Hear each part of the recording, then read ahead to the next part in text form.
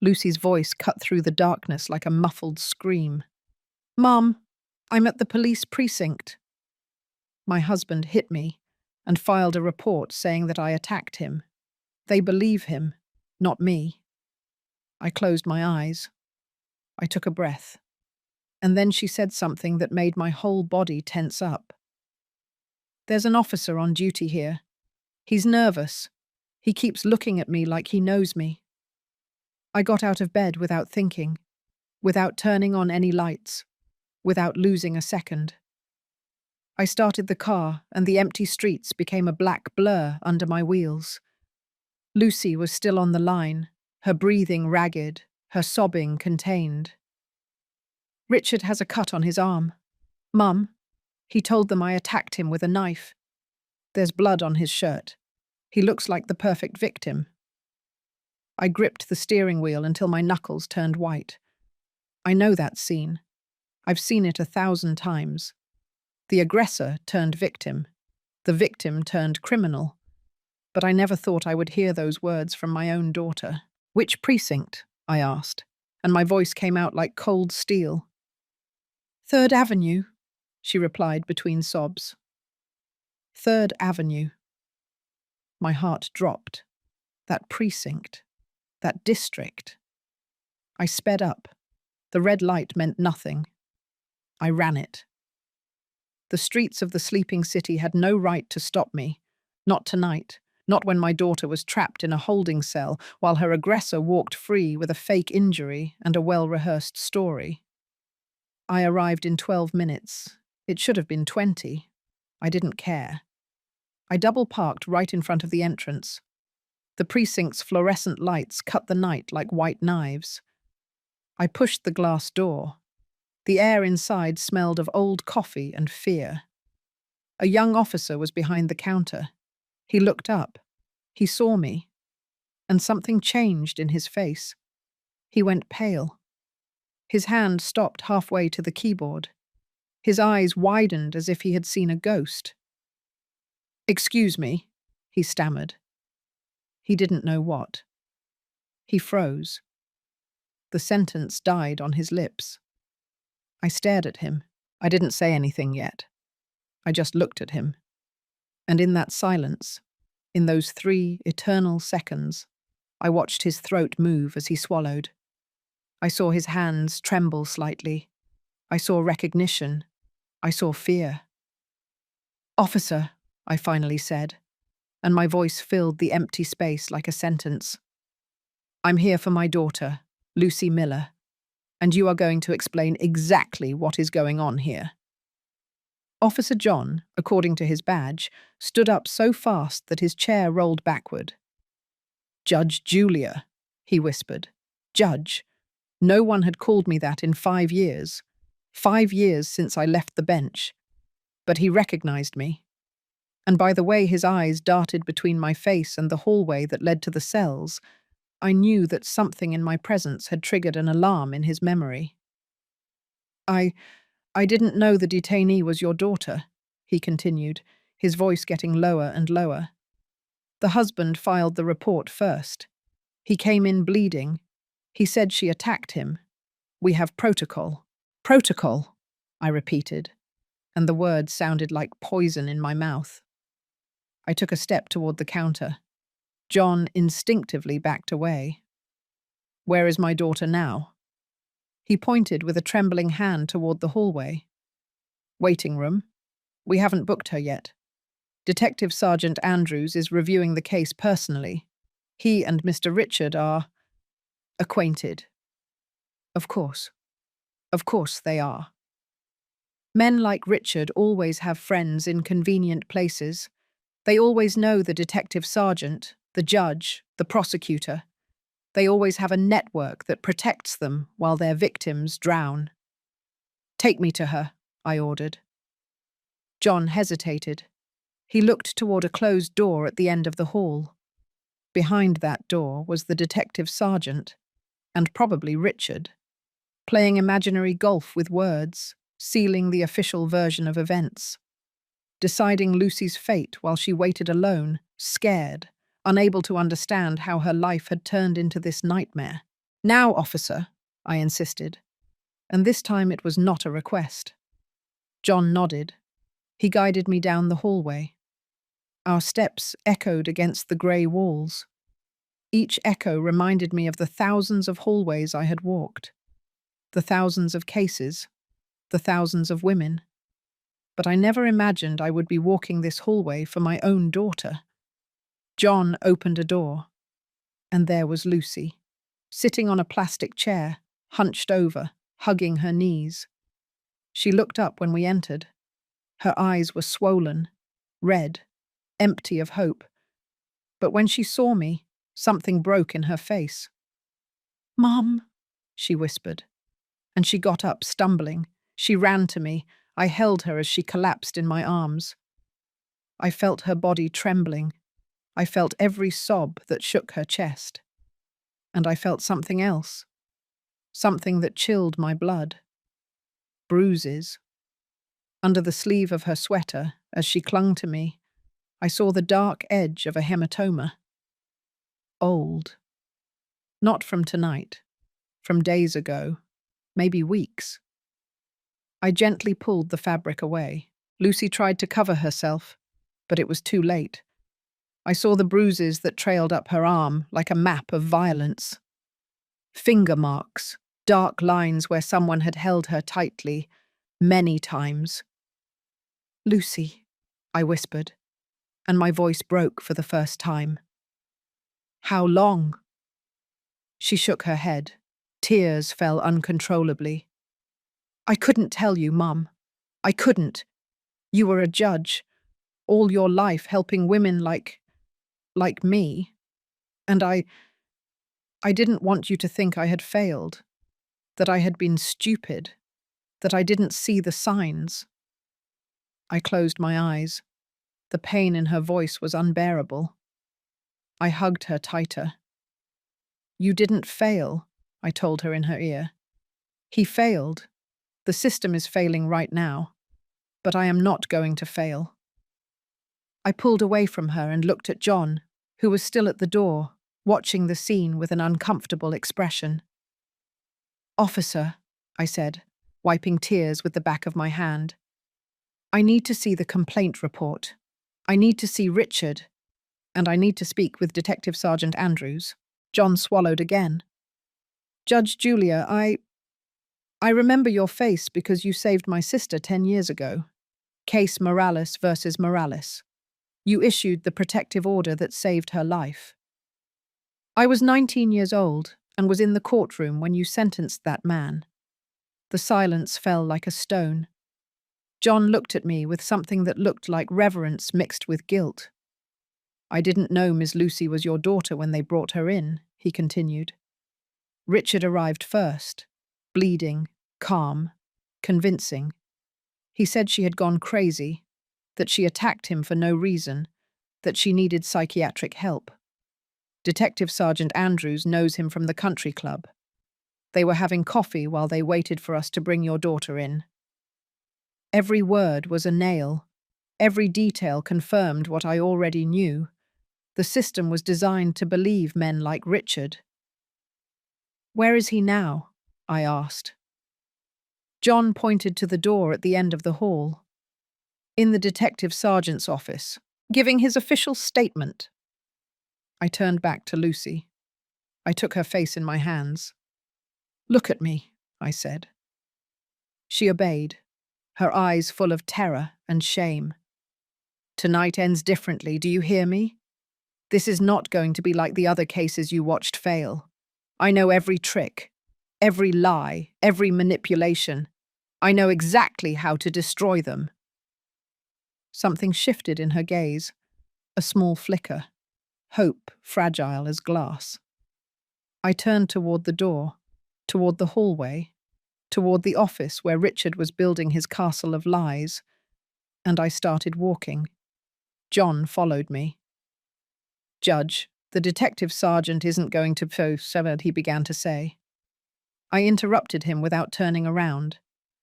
"Detective Sergeant Andrews is going to listen to me, and when I'm done, he's going to wish he never had coffee with Richard."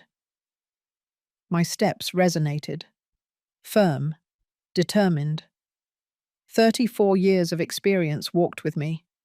34 years of knowing every loophole in the law, every weak point in a false accusation. I reached the office door. I did not knock.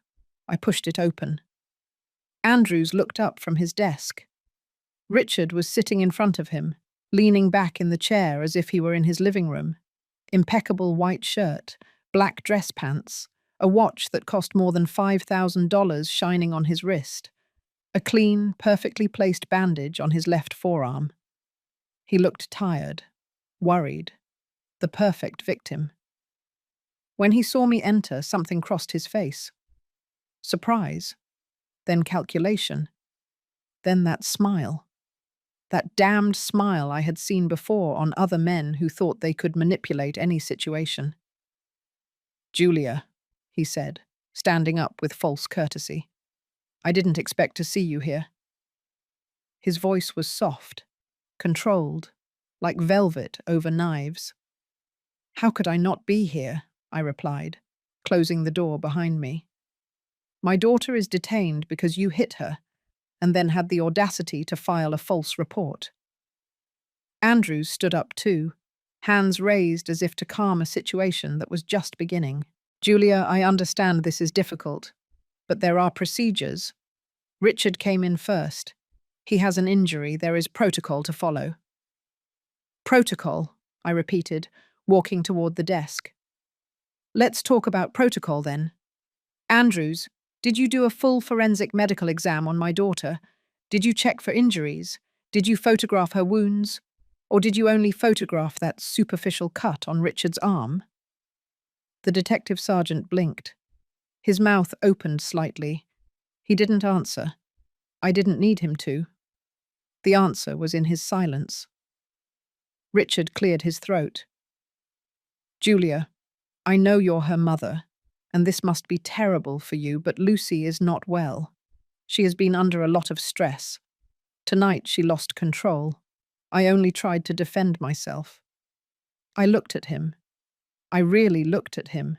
I saw the performance, the carefully rehearsed posture, the eyes that sought sympathy, the hands that moved with measured gestures. This man had practiced. He knew exactly how to look innocent, how to sound reasonable, how to turn the violence he perpetrated into an episode of madness by his victim. "How long have you been planning this, Richard?" I asked, and my voice came out like ice. "How long have you been preparing this story? A week? A month? Since when did you decide that if Lucy ever tried to escape, you would turn her into a criminal?" His mask wavered, just for a second, a blink. But I saw it.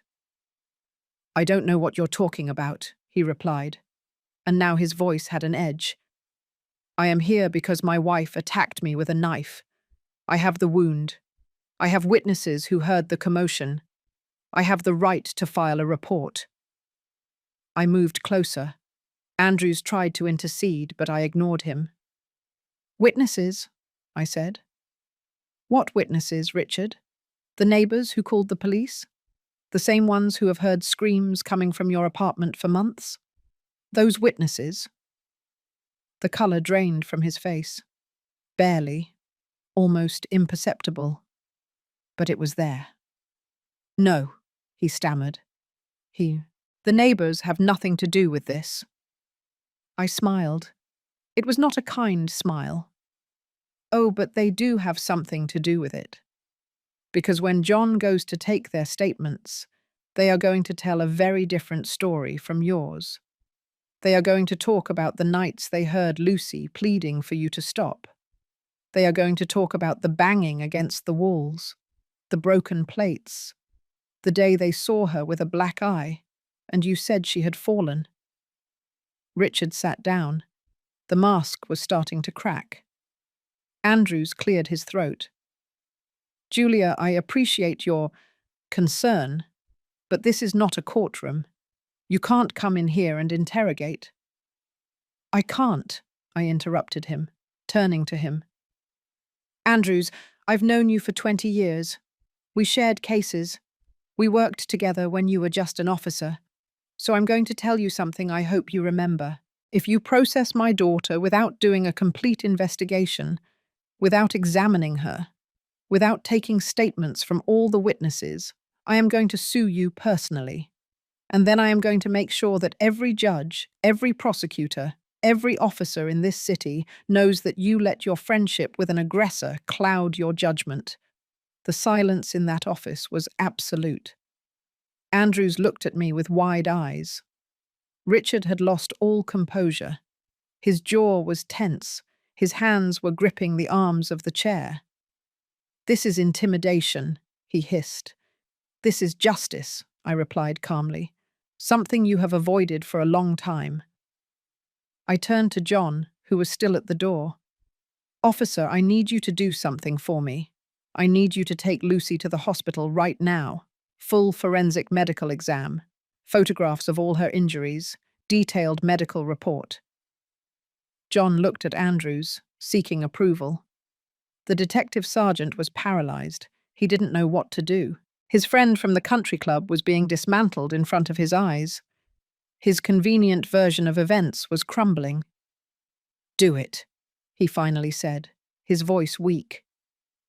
John nodded and quickly left. Richard stood up abruptly. "This is ridiculous. I am the victim here. I have a real wound. Lucy is making it up."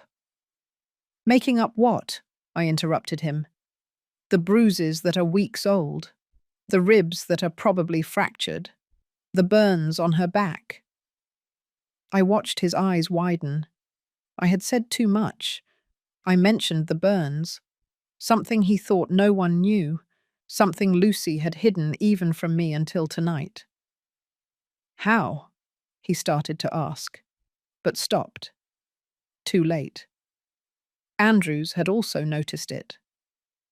"Burns?" the detective sergeant asked slowly. Richard quickly regained his composure. "I don't know what she's talking about. She's inventing things to protect her daughter." But the crack was there, and I was going to turn it into an abyss. I pulled out my phone. I dialed a number I hadn't used in months. She answered on the third ring. "Elaine," I said. "My older daughter, Lucy's sister." "Mum, what's wrong? It's 3 o'clock in the morning." Her voice sounded sleepy, confused. "Elaine, I need you to come to the 3rd Avenue precinct. Now. Lucy is here. Richard hit her and filed a false report. I need you to bring something." There was a silence. Then I heard movement. Sheets. Quick steps. "What do you need?" she asked, and now her voice was steel. "The flash drive. The one Lucy gave you 2 months ago.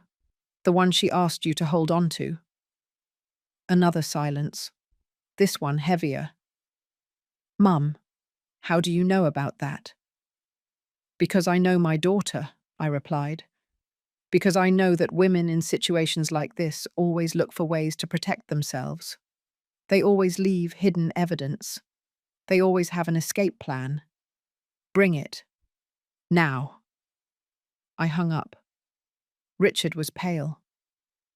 "What flash drive?" he asked, and his voice trembled. I smiled again. "The one that contains the recordings. Richard, the recordings Lucy made over the last 3 months. Every time you threatened her. Every time you hit her. Every time you told her that no one would believe her over you. It was a bluff. I didn't know for sure if that flash drive existed, but I knew the pattern. I knew how survivors work. And I knew Lucy. My daughter was smart. Scared. Yes. Trapped. Yes. But smart. And by the way Richard had just lost all the colour in his face, I knew I had guessed right. That's illegal," he stammered. "Recording without consent it's admissible evidence in domestic violence cases," I interrupted him. "You would know that if you had paid attention to the laws instead of looking for ways to break them." Andrews slumped into his chair. He was finally understanding. He was finally seeing what was in front of him. A man who had orchestrated everything, who had cut himself, who had arrived first to control the narrative, who had connections to ensure his version was the official one. "Richard," the detective sergeant said slowly, "I think you need to call your lawyer." Richard looked at him with disbelief. "What? Andrews? We're friends. We play golf every Thursday. You know my character. You know I wouldn't—" "I don't know anything," Andrews interrupted him, and for the first time that night I heard real authority in his voice. "And that's the problem." The door opened. John entered quickly. "Detective Sergeant, the ambulance is here to take Miss Lucy to the hospital. The paramedics say she has visible signs of trauma, bruises in different stages of healing, possible fractured ribs, ligature marks on her wrists." Every word was a hammer. Richard sank into his chair. His perfect world, his perfect plan, was disintegrating. "Also," John continued, looking at me briefly, "the neighbors from apartment 203 and 205 are here. They said they heard the radio call and want to give their statements. They say it's important." Andrews nodded. "Send them in." Two people entered, an older woman in a housecoat and a tired-looking man in his 50s. I vaguely recognized them. They must live in the same building as Lucy. "Officers," the woman said, without preamble, "we've come to tell the truth. That man," she pointed at Richard, "has been abusing that poor girl for months. We've heard everything. The screams, the banging, the pleas. We called the police 3 times, but whenever you arrived, he'd say everything was fine and you'd leave." The man nodded. "Tonight was different. We heard glass break. We heard Lucy screaming that he was going to kill her. Then silence. Then we saw him leave with his arm bleeding, but walking calmly like nothing. That's not the behavior of someone who was just attacked. That's the behavior of someone who is executing a plan." Richard stood up abruptly. "You don't know anything. You weren't inside the apartment. You didn't see." "We saw enough," the woman interrupted him. "And this time we're not going to be silent." Richard opened his mouth to respond, but Andrews raised his hand. "Enough." The detective sergeant rubbed his temples. He seemed to have aged 10 years in the last 20 minutes. "John, take the full statements of these witnesses, every detail, every date they remember, every call they made." He turned to Richard. "And you stay here. You're not going anywhere until this is cleared up." I watched Richard's mask finally crumble completely. The elegant composure evaporated. "This is a conspiracy," he spat. "All of you are against me because she—" He pointed a trembling finger at me. "She's a former judge. She has influence. She's manipulating you." "No," I said with icy calm. "You are the one who manipulates. I am only exposing the truth." I left the office. I didn't need to see more. Richard could shout all he wanted. His words no longer held power. The evidence would speak for him, and evidence never lies. I walked down the hallway to where they had taken Lucy. Paramedics were loading her onto a stretcher. She looked so small, so fragile. I approached and took her hand. "I'm going with you," I told her. She nodded, squeezing my fingers tightly, like when she was a child and was afraid of thunderstorms. The hospital was 12 minutes away. Lucy didn't speak during the ride. She just stared at the ceiling of the ambulance with empty eyes. I held her hand the whole way. The paramedic, a young man in his 30s, checked her vital signs with a serious expression. "How long?" he asked me in a low voice. I didn't need to ask what he meant. "I don't know," I replied honestly.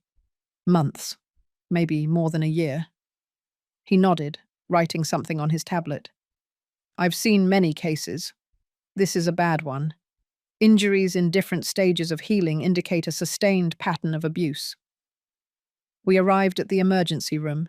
The bright lights greeted us like a slap.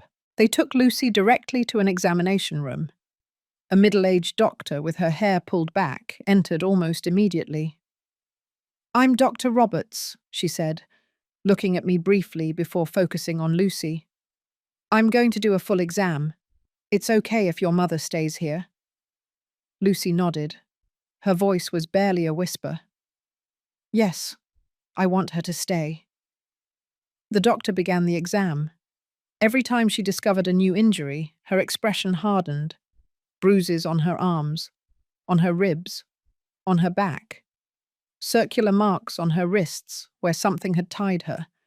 And the burns. Small, round scars on her lower back. Cigarette burns. Old. Lucy shivered when the doctor touched them gently. "When was this?" the doctor asked in a professional voice, but full of compassion. "3 months ago," Lucy murmured. "He was angry because dinner wasn't ready when he got home. He said he needed to teach me discipline." I closed my eyes. Every word was a dagger. Every revelation showed me how blind I had been, how many signs I had missed, how many times Lucy had sat across from me, smiling, lying, protecting me from the truth because she didn't want to disappoint me. Dr. Roberts photographed every injury, measured, documented. "I'm going to order x-rays," she finally said. "I need to check the ribs, and I want you to speak with our social worker." She left the room. Lucy and I were left alone. The silence was dense, heavy. "I'm sorry, Mum," she finally whispered. "I should have told you.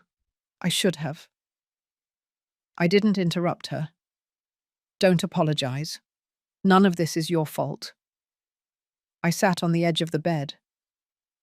"Why didn't you tell me, Lucy? Why did you let it go so far?" Tears ran down her cheeks. "Because you saved so many women. Your whole career. You dedicated your life to protecting victims of domestic violence. And I became one of them. I felt so ashamed, so stupid. I thought if I told you, you would look at me differently. You would think I failed, that I didn't learn anything from you." Her voice broke in sobs. I hugged her, carefully so as not to press where the bruises were. "Listen to me," I told her firmly. "You didn't fail. He failed. The system failed. I failed by not seeing. But you survived. And that takes more strength than most people have in their whole lives." The door opened. Elaine entered like a hurricane, hair disheveled, coat thrown over her pajamas. In her hand, she held a small black flash drive. Lucy gasped, running toward the bed. She hugged her sister so tightly that they both cried. "I brought it," Elaine said, showing me the flash drive. "I didn't listen to all of it. I couldn't. But there are hours of recordings. Lucy gave it to me 2 months ago. She made me promise that if anything happened to her, I would give it to the police." I took the flash drive.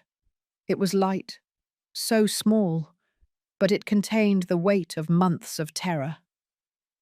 "Why didn't you come to me with this sooner?" I asked Lucy. She wiped her tears. "Because I was afraid. Richard always said that if I left him, if I tried to report him, he would destroy me. He said he had contacts, that no one would believe me, that he was Richard Miller, a respected businessman, and I was just his unstable wife. He said that if I spoke up, he would make sure I lost everything. My job, my family, my freedom." She trembled as she took a breath. "Tonight he lost control more than ever. He broke a bottle. He cut my arm with the glass. And then I saw something in his eyes. I saw that he was going to kill me. So I fought. For the first time in months, I really fought." "And his injury?" I asked. Lucy looked down. I tried to take the glass away from him. He cut himself in the struggle. Not deep, just a scratch. But when he saw the blood, he smiled. He smiled, Mom, and said, "Now I'm going to the police. I'm going to say you attacked me, and when they arrest you, you'll finally learn your place." She shuddered. He called the police. They arrived in 8 minutes. By then, he had already bandaged himself up. He had already rehearsed his story. The officers looked at him in his suit and his calm, and they looked at me, trembling and crying, and I knew they would believe him. Elaine squeezed her sister's hand. "But he didn't count on Mum." She smiled through her tears. "Nobody counts on Julia Miller when someone hurts her family." I put the flash drive in my pocket. "I'm going back to the precinct. I need to give them this. I need to make sure Richard doesn't leave there until he is properly processed." Lucy sat up quickly, panic in her eyes. "Mum, he has a lawyer, Robert Clark. He's the best defense attorney in the city. He called him before you arrived. He's going to get out. He's going to—" "He is not going to get out," I said with absolute certainty. "Not this time." I kissed her forehead. "Elaine is staying with you. You are not alone anymore." I left the room. The hospital hallway was quiet. It was almost 5 o'clock in the morning. I called John. He answered immediately. "Judge Julia." "I have additional evidence," I said. "Recordings." "Is Richard still there?" There was a pause. "Yes, his lawyer, Robert Clark, arrived 20 minutes ago. He is demanding that we release his client. He says there is no probable cause, that Richard's injury is sufficient evidence of assault, and that the neighbors' testimonies are circumstantial." Of course, Robert Clark. I knew him. Elegant, expensive, immoral. He defended anyone who could afford his $1,000 per hour fee. "Tell Andrews I'm on my way. Tell him not to process anything until I get there." I hung up. The dawn was beginning to break on the horizon. I got into my car. The streets were starting to wake up. Early morning workers, delivery trucks, the city coming back to life. But I was still at war, and the battle was not over. I arrived at the precinct as the sun was just painting the sky orange and pink. The streets smelled of fresh-baked bread from the corner bakery. Normal life.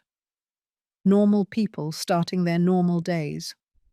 While I walked back into that building where my daughter had been treated like a criminal, where her aggressor had been having coffee with the detective sergeant, as if they were old friends. I pushed the glass door.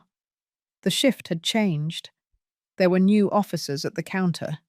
But John was still there. He saw me enter, and something in his expression told me the situation had worsened. "Judge," he said in a low voice, approaching quickly. "Robert Clark is pressing hard. He threatened to sue the department for illegal detention.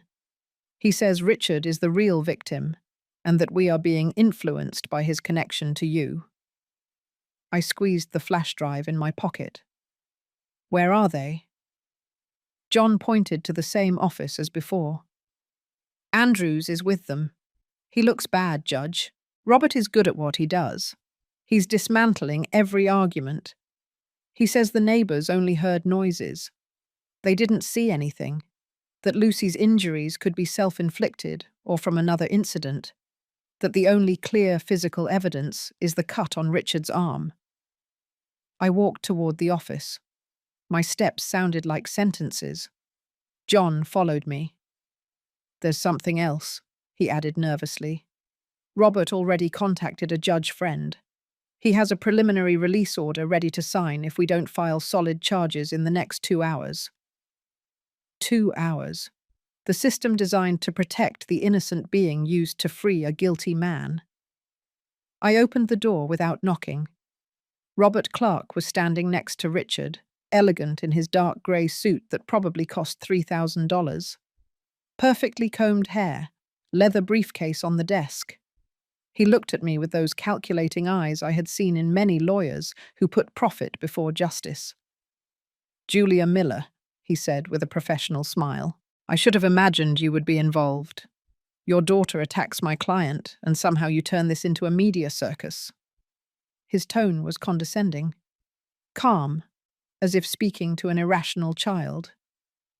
"Your client," I replied with a voice of steel, "beat my daughter for months. Tonight he tried to kill her and then cut himself to create an alibi." Robert laughed, a soft, professional laugh. "Those are serious accusations. Do you have proof?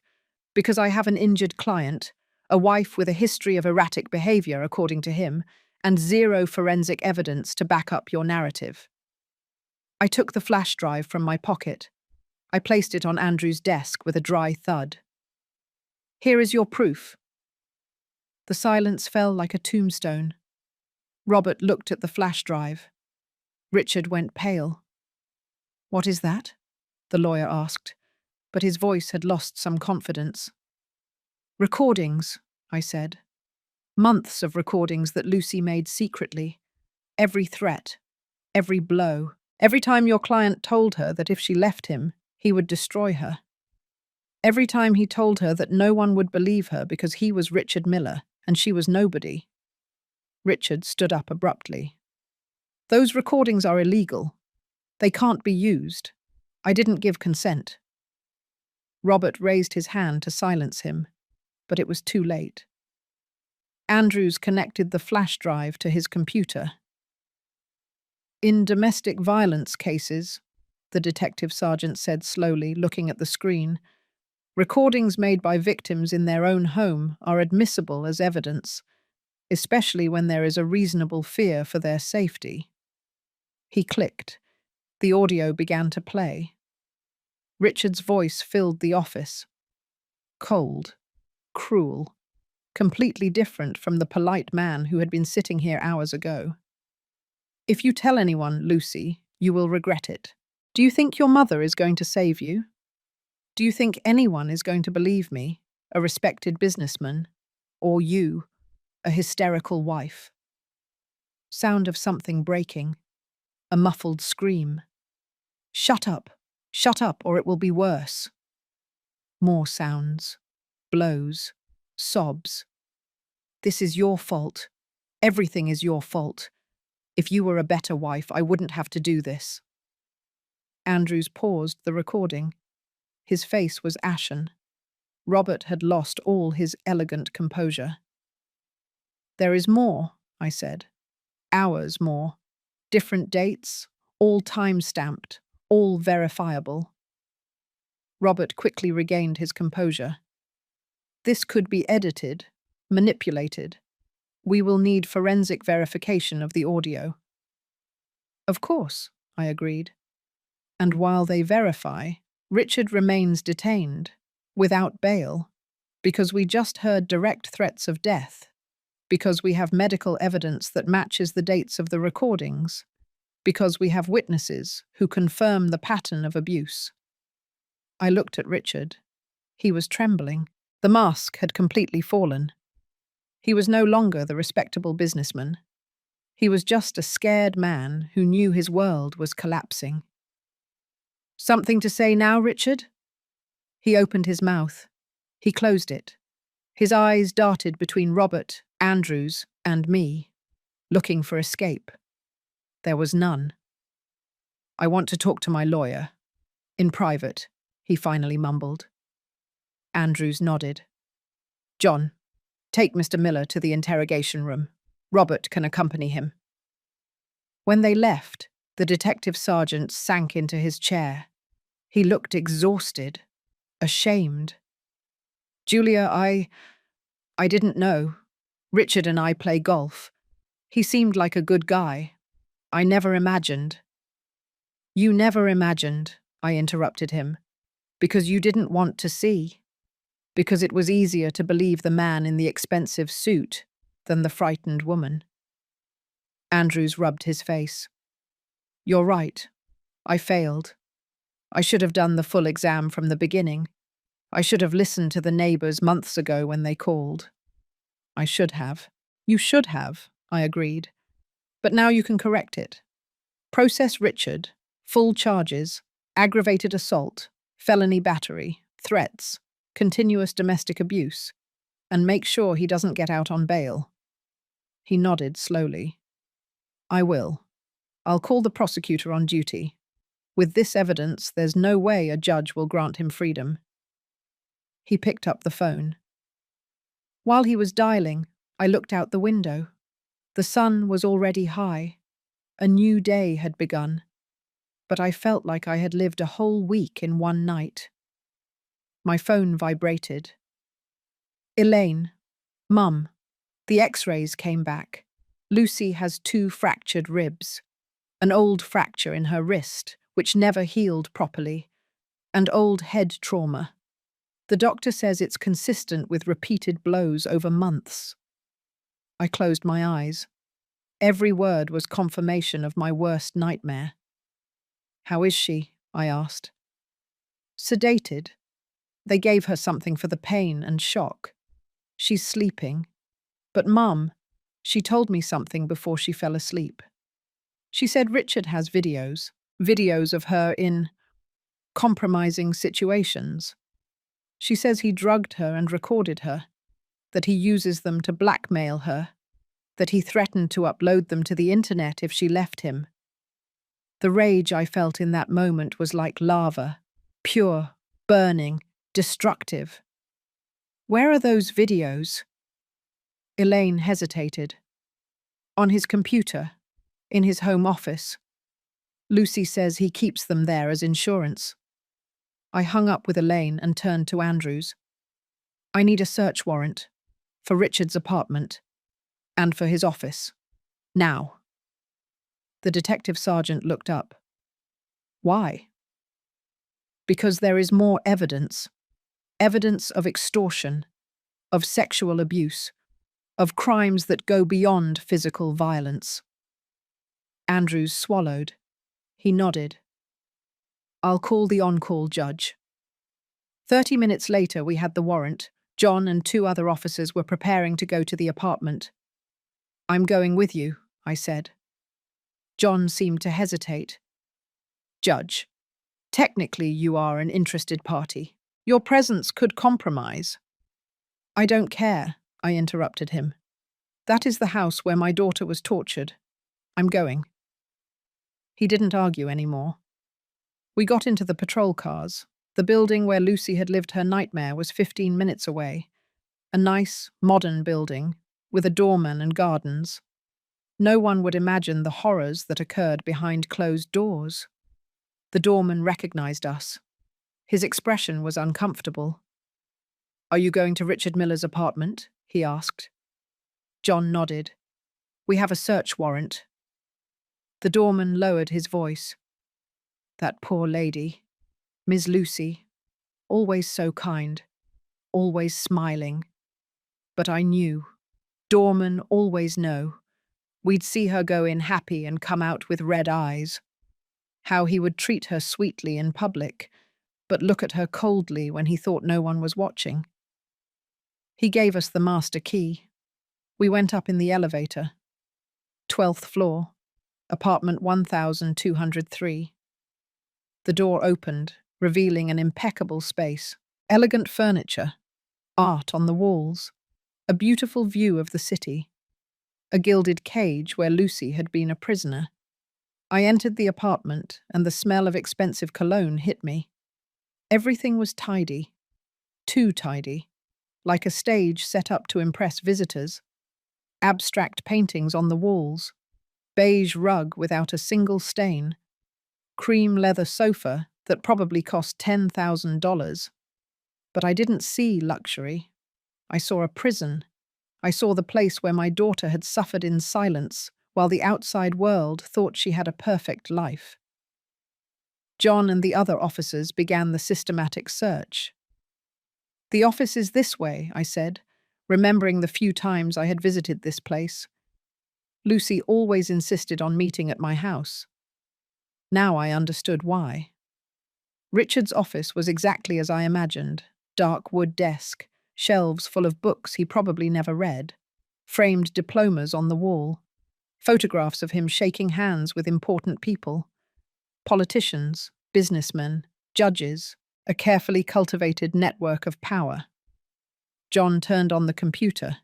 It was password protected. "We'll need technical assistance to," he started to say. "Try his date of birth," I suggested. Men like Richard were predictable, arrogant. They thought no one would dare invade their space. John tried. It didn't work. Wedding anniversary. Not that either. Then I remembered something Lucy had mentioned once. Try the name of his company, followed by the year he founded it. John typed. The computer unlocked. Of course. For Richard, his business was more important than any human relationship. He began to review files, meticulously organized folders, contracts, financial documents, and then he found it. A hidden folder, no name, just a symbol. John clicked. My stomach churned. Videos. Dozens of videos. Dates going back more than a year. "Don't open them," I said quickly. "Just document that they are there. We need to preserve the chain of custody. This is going to trial." John nodded, taking pictures of the screen. He called the cybercrimes unit. "I need you to come here. We have sensitive digital evidence." While we waited, I continued exploring the office. I opened drawers, filing cabinets. In the third desk drawer, I found something that chilled my blood. A thick manila folder. I opened it. Photographs. Photographs of Lucy taken without her knowledge, in the shower, sleeping, changing clothes, and something else. Documents. Lucy's private medical records that Richard had obtained illegally, reports from her work, psychological evaluation that he had manipulated to make her look unstable. "John," I called. He approached. I showed him the contents of the folder. His expression darkened. "This is systematic harassment, illegal surveillance, identity theft. This is control," I said. Richard didn't just hit her, he studied her. He documented every aspect of her life. He built a complete file to use against her if she ever tried to escape. I found more. Copies of emails between Richard and Robert Clark from 6 months ago. In them, Richard discussed strategies to discredit Lucy if she became problematic.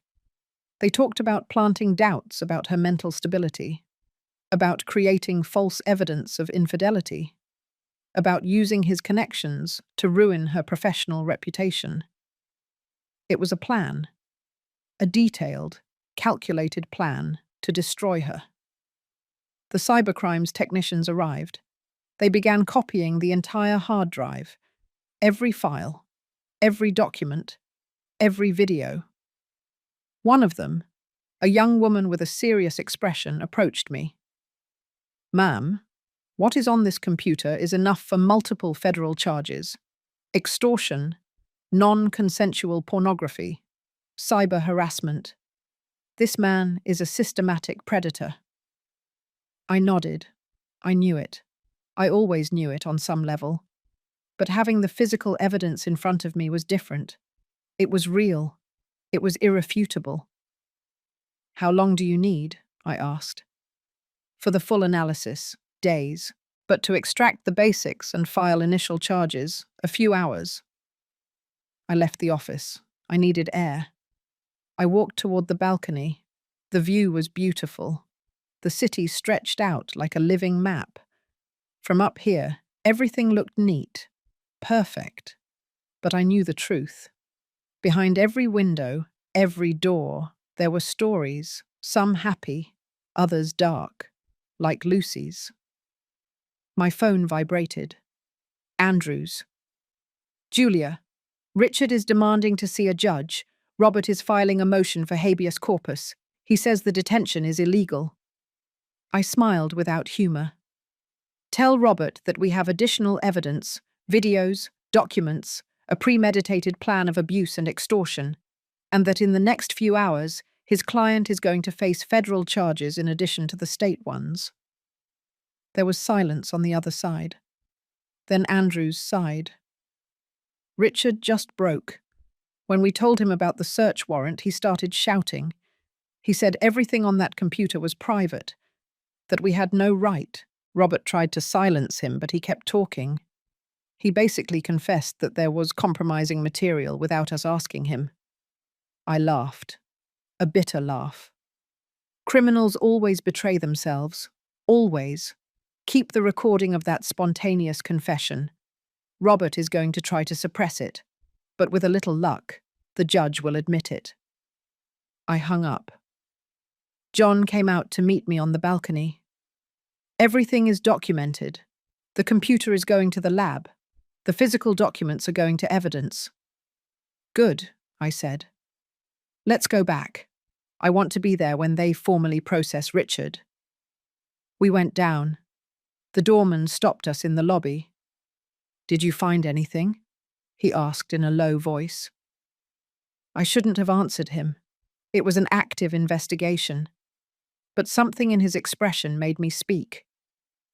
We found enough to ensure he never hurts anyone again. The doorman nodded slowly. Good. That Ms. Lucy deserves justice. Everyone here knew it, but no one did anything, myself included. I'm ashamed. I put a hand on his shoulder. Now you can do something. If the case goes to trial, they are going to need witnesses, people who saw, who heard, who can confirm the pattern. We'll tell everything, he promised. Back at the precinct, the sun was already high in the sky. I had been up all night, but I didn't feel tired. I felt purpose. We entered. The energy had changed. Officers spoke in low voices. There were more people. A woman in a formal suit was at the counter. She recognized me immediately. Judge Miller, she said, extending her hand. I'm Prosecutor Patricia White. Detective Sergeant Andrews brought me up to speed on the case. I knew her by reputation. Tough, smart, with an impressive track record of convictions in domestic violence cases. I need to review all the evidence, she continued. The recordings, the medical reports, the testimonies. If this is as solid as they told me, I'm going to request detention without bail. It is solid, I assured her, and there is more. We just seized a computer with evidence of additional crimes, extortion, revenge pornography, systematic harassment. Patricia's eyes shone, not with joy, with determination. Perfect. I'm going to sink this man so deep he'll never see the light of day. I liked her style. Direct. No nonsense. Where is Richard now? I asked. Interrogation room 3. Robert is with him. They are waiting for the bail hearing. Patricia checked her watch. Which will be in 2 hours. Enough time to prepare my case. She turned to John. Officer, I need certified copies of everything. Every recording. Every photo. Every testimony. I want them on my desk in 1 hour. I sat in a chair in the hallway. I finally felt the weight of exhaustion. I closed my eyes for a moment. Just a moment. And I saw Lucy's face. Not the scared face from this morning, but her face as a child. Laughing, running, free. My phone vibrated, snapping me out of my thoughts. Elaine? Mum? Lucy woke up. Lucy woke. She's asking for you.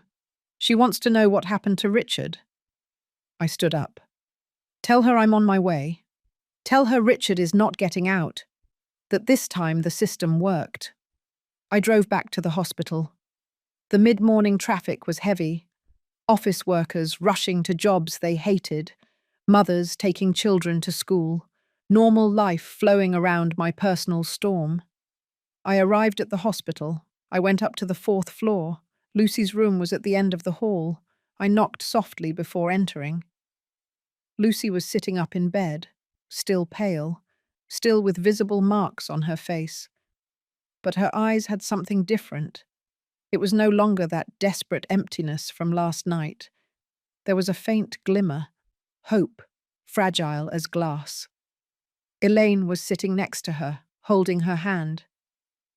"Mom," Lucy said when she saw me. Her voice was hoarse, tired. "Is it true? Did they really find everything?"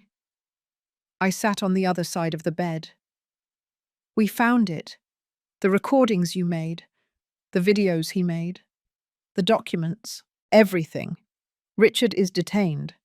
The prosecutor is going to ask that he not be granted bail."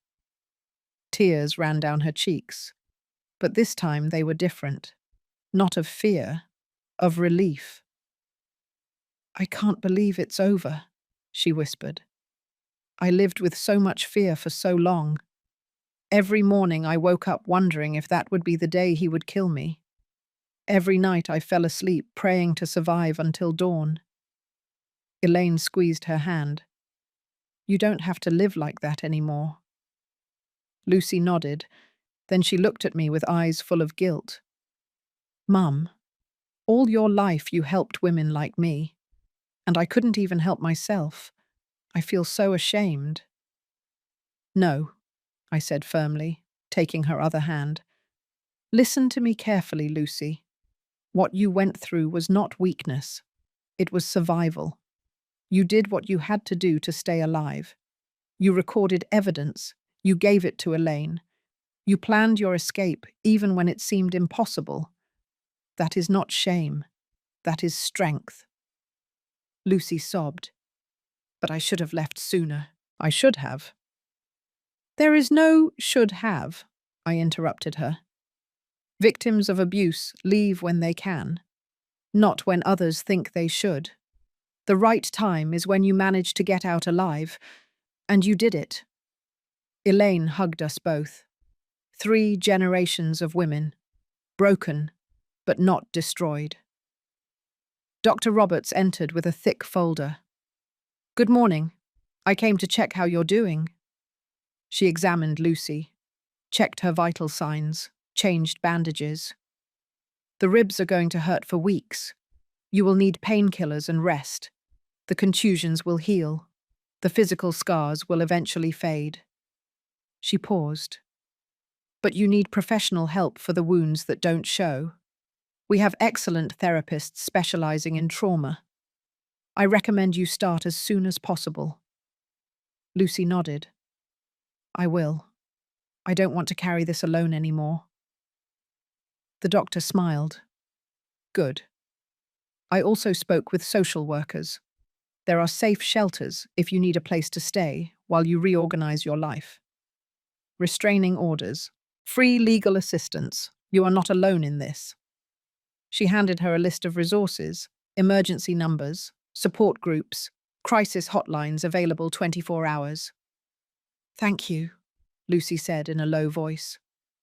The doctor left. The silence filled the room. A different silence, not heavy with fear, but loaded with possibility, with future. My phone vibrated. John. "Judge, the bail hearing starts in 30 minutes. Patricia is ready. She's coming." "I'm coming," I replied. I looked at Lucy. "The bail hearing is in half an hour. Do you want me to stay here with you, or do you want me to go and make sure they don't release him?" Lucy took a deep breath. "Go. I need to know he's not getting out, that he's not coming to find me." I kissed her forehead. "He is not getting out. I promise you." Elaine accompanied me to the elevator. "Mum, thank you. For believing, for fighting, for not giving up." I hugged her. It's what mothers do. They protect their daughters. Always. I went down to the parking lot. I drove back to the courthouse. The courthouse building was familiar. I had spent decades walking those hallways, dictating sentences, changing lives. But I had never been on this side. Never as a victim's family member. The courtroom was on the 3rd floor. I entered. Patricia was already there, reviewing documents. She saw me and nodded.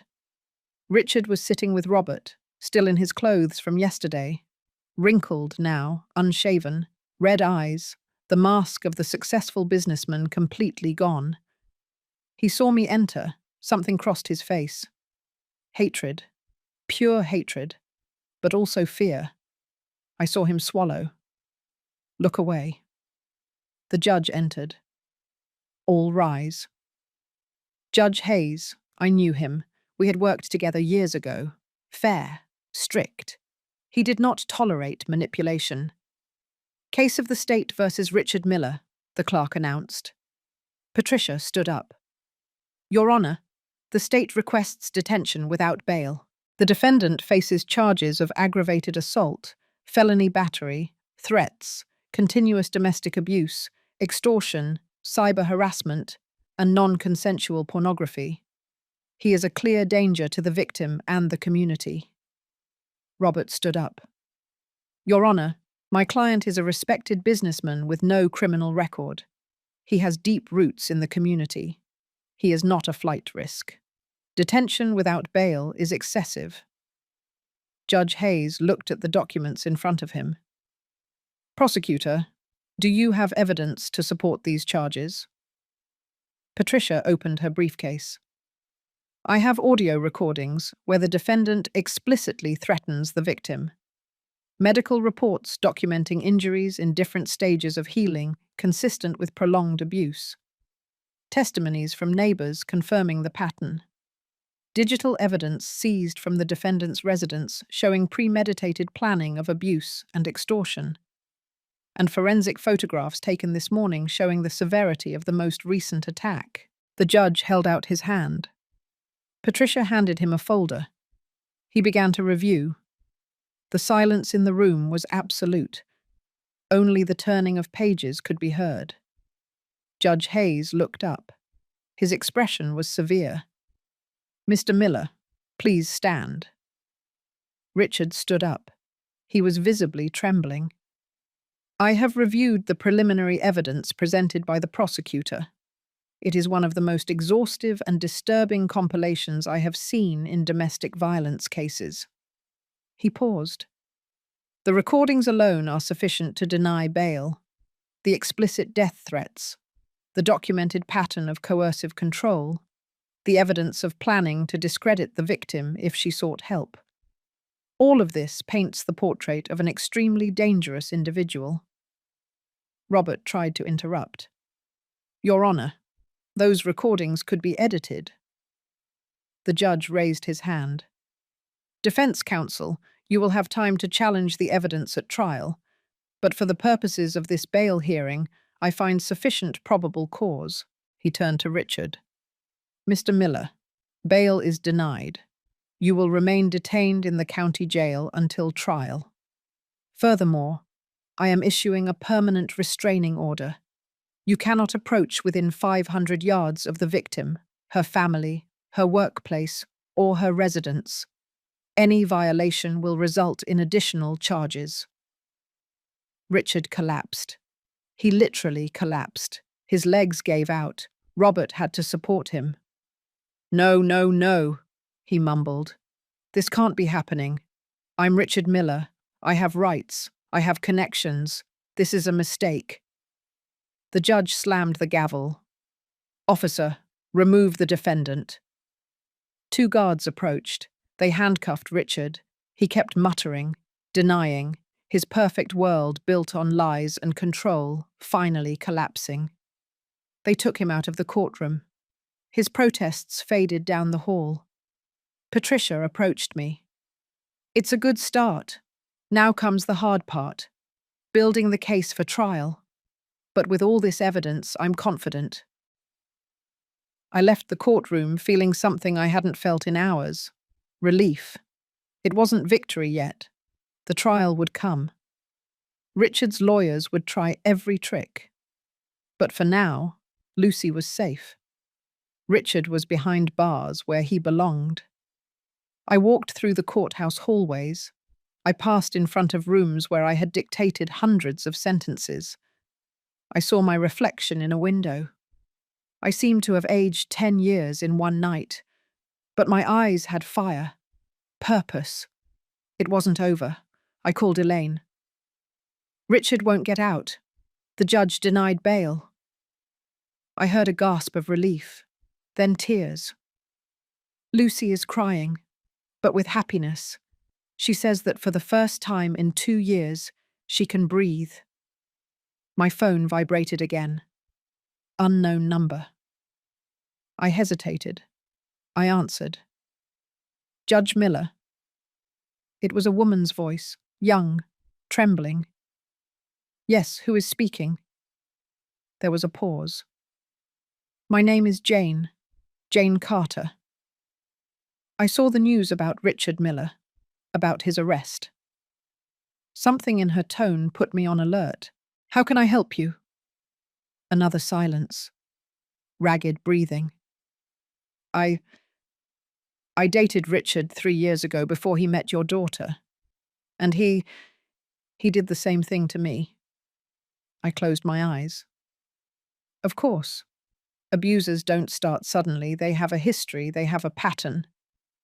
Do you want to talk about it? I asked gently.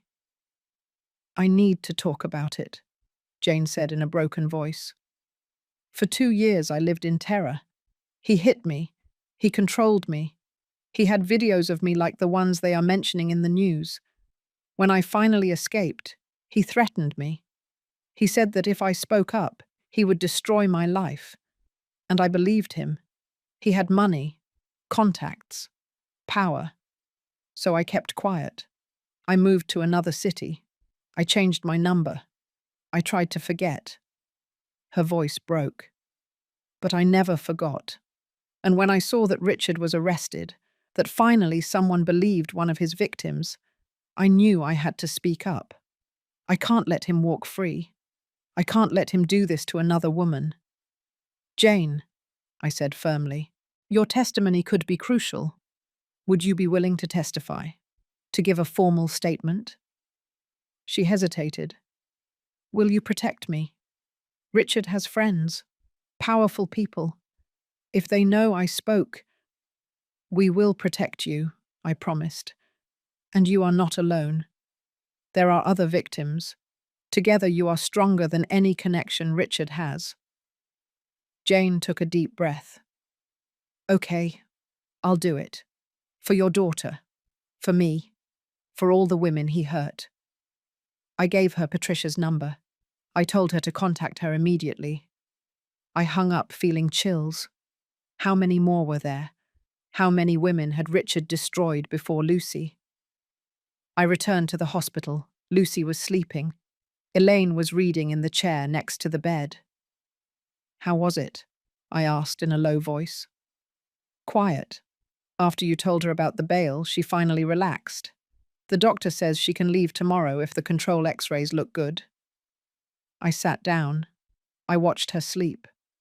My girl, who had grown up too fast, who had suffered too much, but who had survived. My phone vibrated again. Patricia. Julia, I just spoke with Jane Carter. Her testimony is gold. It establishes a pattern of behavior. It proves that Richard is a repeat offender. This greatly strengthens our case. I smiled.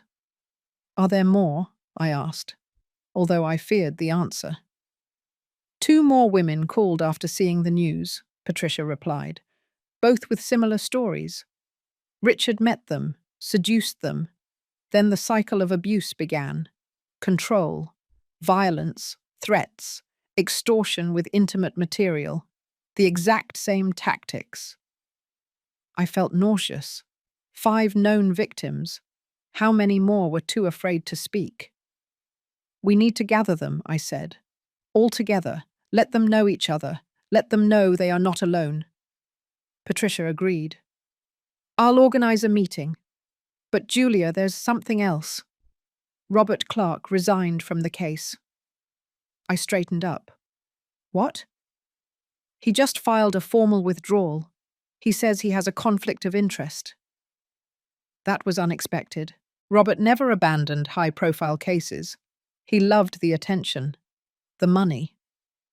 Why? I asked. Patricia laughed without humor. Because one of the videos on Richard's computer implicates him. Apparently, Robert knew about the intimate material. In fact, he helped Richard create the extortion plan. He is cited in emails discussing strategies to silence victims. My jaw clenched. So Robert is an accomplice. Exactly. And now he faces his own investigation by the Bar Association. He could lose his license. Justice, finally. Who is going to defend Richard now? I asked. They assigned him a public defender, a young lawyer, competent, but without Robert's resources or connections. That was good for us. It meant Richard couldn't buy his way out. He couldn't use influence or money to manipulate the system. The playing field was leveled, vulnerable, like he had made all his victims feel. The following days were a whirlwind. Lucy left the hospital. She temporarily moved in with me. She couldn't go back to that apartment. Not yet. Maybe never. Elaine took time off work to be with her sister. We organized therapy, support groups, safe spaces where Lucy could begin to heal. Patricia organized the meeting with the other victims. It was in a private room at the prosecutor's office. When Lucy entered and saw the other 4 women, something happened. Recognition. They didn't know each other, but they recognized each other. In each other's eyes, they saw their own pain reflected. Jane was the first to speak. I thought I was the only one. I thought there was something wrong with me, that somehow I provoked his violence. The others nodded. One by one, they shared their stories. The details were different, but the pattern was identical. Richard chose strong, intelligent, successful women and systematically destroyed them from the inside. Lucy listened to every story with tears running down her cheeks. When it was her turn to speak, her voice was barely a whisper. Thank you for being brave, for speaking out, because now I know I'm not crazy, that it wasn't my fault. The 5 women hugged each other, strangers united by shared trauma, but also by shared hope, by the promise that this time the system would not fail. This time, the abuser would pay. Patricia watched from the back of the room. When they finished, she approached. Ladies, what you have is powerful. 5 independent testimonies, 5 stories that follow the same pattern. This is not a coincidence. This is evidence of a serial predator. Preparation for the trial began. Depositions, interviews, review of evidence. Every day brought new discoveries, more videos, more documents, more proof of the systematic nature of Richard's abuse. The public defender tried to negotiate. He offered for Richard to plead guilty to lesser charges in exchange for a reduced sentence. Patricia refused him. We are going to trial, and we are going to win. 2 months later, the trial began. The courtroom was packed. Journalists, activists, domestic violence survivors who came to support. Lucy was sitting in the front row with me and Elaine. She was trembling, but she was there. Strong, determined. Richard entered in handcuffs. There was nothing left of the elegant man I had known. Time in jail had changed him. Sunken eyes, emaciated face. But what had changed the most was his posture. There was no more arrogance, only defeat. Patricia presented the case with surgical precision. The recordings were played, the medical testimonies presented, the videos explained without being shown publicly to protect the victims. Every piece of evidence was a nail in Richard's coffin. The public defender did what he could. He tried to argue that the recordings were out of context, that the injuries could have other explanations. But it was useless. The evidence was overwhelming. The most powerful moment came when Lucy took the stand. The courtroom fell into absolute silence. She walked with her head held high. She was no longer the broken woman from that morning at the precinct. She was a survivor. Patricia guided her gently through her testimony. Can you tell us when the abuse began? Lucy took a deep breath. 3 months after we got married. It was something small at first. A push, then a slap. Always followed by apologies, flowers, promises that it would never happen again. But it always happened, and each time it was worse. Why didn't you leave sooner?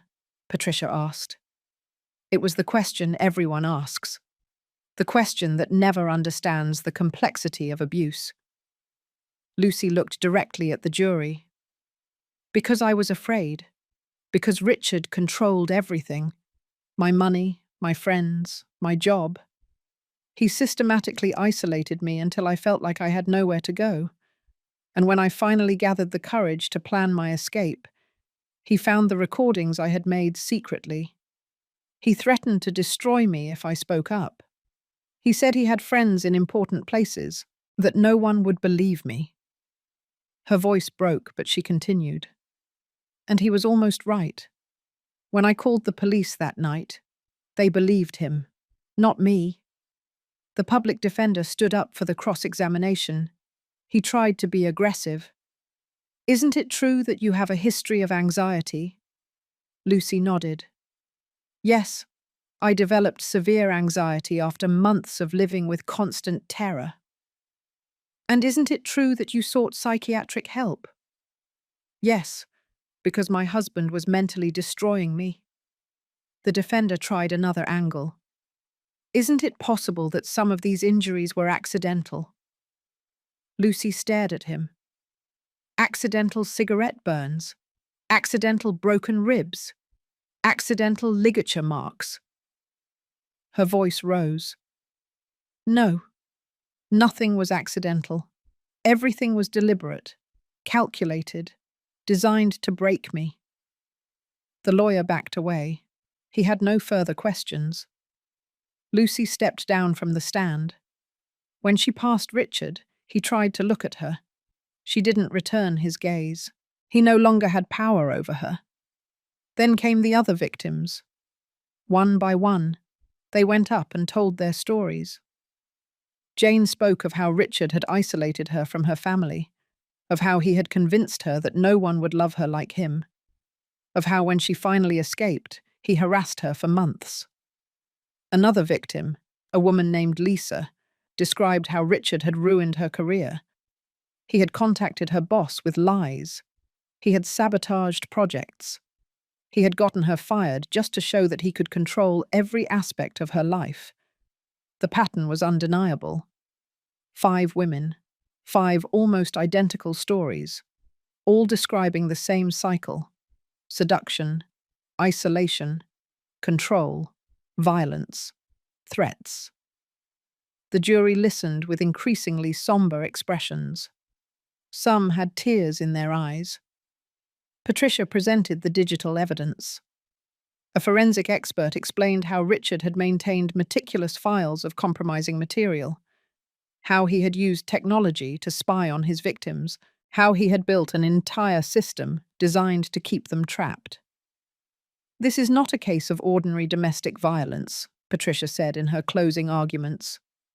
This is the case of a serial predator who used his position, his money, and his connections to systematically victimize vulnerable women. She walked in front of the jury. Richard Miller did not lose control in moments of anger. He exerted absolute control. He planned, he documented.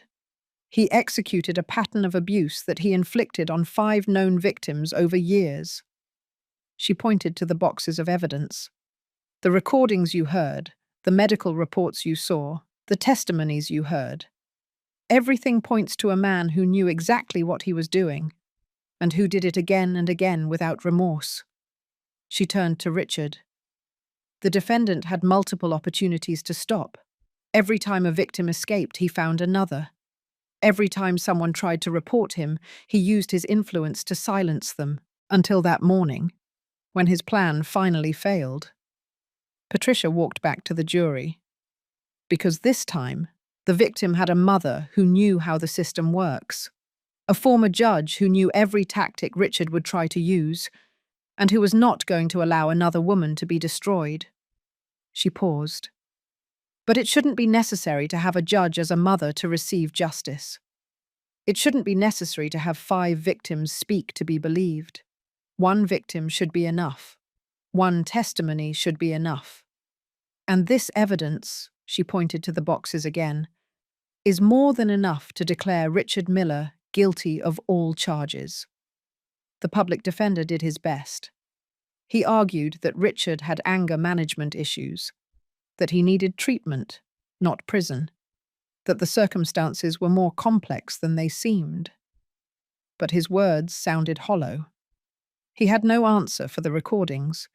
He had no explanation for the repeated pattern. He had no defense against the mountain of evidence. The jury retired to deliberate. We waited. 3 hours. 4. 5. Every minute felt like an eternity. Lucy squeezed my hand tightly. "What if they find him innocent?" she whispered. "They won't," I assured her. "The evidence is too clear." But deep down, I was afraid. I had seen solid cases crumble. I had seen the guilty walk free. I had seen the system fail too many times. Finally, after 6 hours, the jury returned. We all stood up. The foreman of the jury, an older man with a serious expression, held the paper with the verdict. Judge Hayes spoke. "Has the jury reached a verdict?" "Yes, Your Honor." "How do you find the defendant on the charge of aggravated assault?" The foreman looked directly at Richard. "Guilty." A collective gasp filled the courtroom. "On the charge of felony battery?" "Guilty." "On the charge of continuous abuse?" "Guilty." One by one, each charge was read, and each time the answer was the same. Guilty, guilty, guilty. Richard collapsed into his chair. His lawyer tried to console him, but it was useless. His world had officially ended. Lucy broke into sobs. Elaine hugged her. The other victims in the room were crying, but not out of sadness, out of relief, out of validation, out of justice, finally served. Judge Hayes slammed the gavel. "Sentencing will be set in 2 weeks." We left the courtroom. Outside, reporters waited. Patricia gave a brief statement. Today the system worked. 5 brave women spoke out, and a serial predator was found guilty. This verdict sends a message. Domestic abuse will not be tolerated, no matter who you are, no matter how much money you have. Lucy also spoke, with a trembling but clear voice. "I want other victims to know they are not alone, that their voices matter, that there is justice. It may take time. It may be difficult, but it exists." The 2 weeks until sentencing passed quickly. Lucy began to rebuild her life. She went back to her job. She found a new apartment, small but safe. Elaine helped her move. I decorated with them. Finally, the day of sentencing arrived. The courtroom was full again. Richard was brought in handcuffs. He looked defeated, broken. Judge Hayes reviewed the documents. "Mr. Miller, you have been found guilty of multiple serious charges. I have reviewed the pre-sentence reports. I have considered the systematic nature of your crimes, the coldness with which you victimized multiple women over years." He looked directly at Richard. "You used your position and resources to cause immeasurable harm. You destroyed lives. You traumatized women who trusted you. And you did it without remorse." He paused. "Therefore, I sentence you to 25 years in state prison, without possibility of parole for the first 15 years. Furthermore, you must register as a violent offender for life." The gavel fell. Final. Definitive. 25 years. Richard was 42. He would come out an old man, if he came out. Lucy closed her eyes. Tears ran freely. But this time she was smiling through them. Elaine and I hugged her. It was finally over. 6 months later, life had found a new rhythm. Lucy moved definitively into her apartment. A bright place on the 3rd floor with large windows that let in the sun. No shadows. No dark corners where fear could hide. Elaine visited every weekend. They cooked together. They laughed. They healed. I went on Wednesdays. We drank coffee on her small balcony and talked about everything and nothing. Future plans, forgotten dreams that were beginning to revive. One Tuesday afternoon, Lucy called me. "Mom, can you come over? There's something I want to show you." Her voice sounded different, lighter. I arrived in 20 minutes. When she opened the door, she was smiling. A real smile. Not forced, not faked. Real. "Look," she said, leading me to her living room. On the table there were papers. I recognized them immediately. Divorce petition, finally signed, processed, sealed. It arrived today. It's official. I am no longer married to him. She took the papers with hands that no longer trembled. "I'm free, Mum. Legally and officially free." I hugged her. I felt her body completely relax for the first time in years. "I'm so proud of you," I whispered. "Of your strength, of your courage, of how you survived." She pulled away, wiping away happy tears. "I didn't just survive. I'm living, truly living, for the first time since I met Richard." She sat on the sofa. I started writing a book about my experience. Patricia told me it could help other women, that my story could make a difference. She smiled shyly. "I don't know if it will be good, but I need to get it out. I need to turn the pain into something useful." I sat next to her. "It will be more than good. It will be important, because it comes from the truth, from real experience." Lucy nodded. And I started giving talks, in women's shelters, at universities, talking about the red flags, about how abuse doesn't always start with physical violence. Sometimes it starts with isolation, with control, with making you doubt yourself. "The other victims are also healing," she continued. "Jane opened a non-profit organization to help survivors. Lisa went back to college. We are all rebuilding, together." She took my hand. "And it all started because you didn't give up. Because when I called that morning, you came. You fought. You didn't let the system fail me." I squeezed her hand. "I did what any mother would do." She shook her head. "No, you did what an exceptional mother does. You used your knowledge, your experience, your strength, and you saved my life." We sat in comfortable silence, the kind of silence that only exists when there are no more secrets, when all the pain has been exposed to the light and is beginning to heal. My phone vibrated. "Elaine." "Are you two together?" "I'm coming over. I have news." She arrived 30 minutes later with a bottle of non-alcoholic wine and a radiant face. "Remember I filed the formal complaint against Andrews?" she asked. We had forgotten. With everything that happened, the investigation against the detective sergeant had been relegated to the background. He was suspended, without pay, full investigation for negligence and favoritism. Other cases are being reviewed, cases where he may have let abusers go because they were his friends. It was justice. Late but real. The system hadn't just failed Lucy. It had failed dozens of women because a man in a position of power had put friendship before duty. "And there's more," Elaine continued. "Robert Clark lost his license permanently. The ethics board found that he had actively helped cover up crimes, not just with Richard, with other clients too. Wow.